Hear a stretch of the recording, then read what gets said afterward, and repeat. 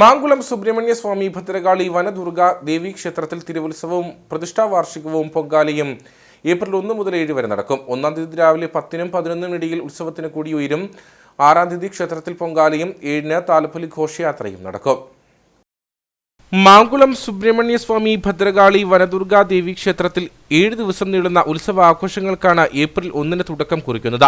1-ാം തീയതി രാവിലെ 10-നും 11-നും ഇടയിൽ ശിവഗിരി മഠം തന്ത്രി ബ്രഹ്മശ്രീ ശിവനാരായണ തീർത്ഥസ്വാമി, ക്ഷേത്രമേൽശാന്തി ജോഷി നാരായണൻ, സജി ശാന്തി, രവീന്ദ്രൻ ശാന്തി, അന്തു ശാന്തി എന്നിവരുടെ കാർമ്മികത്വത്തിൽ കൊടി ഉയരും. 2-ന് രാവിലെ മഹാഗണപതി ഹോമവും വൈകിട്ട് സർപ്പപൂജയും 100 പാലും സർപ്പപ്പാട്ടും നടക്കും. 3-ന് രാവിലെ മഹാമൃത്യുഞ്ജയ ഹോമം, വൈകിട്ട് ഗുളികന് മേശ വഴിപാട്, 4-ന് വൈകിട്ട് 7-ന് ഭഗവതി സേവ, 5-ന് രാവിലെ രക്ഷസിന് വിശേഷാൽ പൂജ, പാൽപായസം, വൈകിട്ട് മഹാസുദർശന ഹോമം എന്നിവയും നടക്കും. 6-ാം തീയതി രാവിലെ 10-ന് പൊങ്കാല മഹോത്സവം നടക്കും. വൈകിട്ട് 6-ന് പള്ളിവേട്ടയും തുടർന്ന് ഗാനമേളയും അരങ്ങേറും. ഉത്സവത്തിന്റെ 7-ാം ദിവസം വൈകിട്ട് ആറാട്ട് ഘോഷയാത്ര ക്ഷേത്രത്തിൽ നിന്നും പുറപ്പെടും. തുടർന്ന് താളംകണ്ടത്തു നിന്നും ക്ഷേത്രത്തിലേക്ക് താലപ്പൊലി ഘോഷയാത്രയും നടക്കും. ഉത്സവത്തിനായുള്ള ഒരുക്കങ്ങൾ പൂർത്തീകരിച്ചതായി ക്ഷേത്രം ഭാരവാഹികൾ പറഞ്ഞു.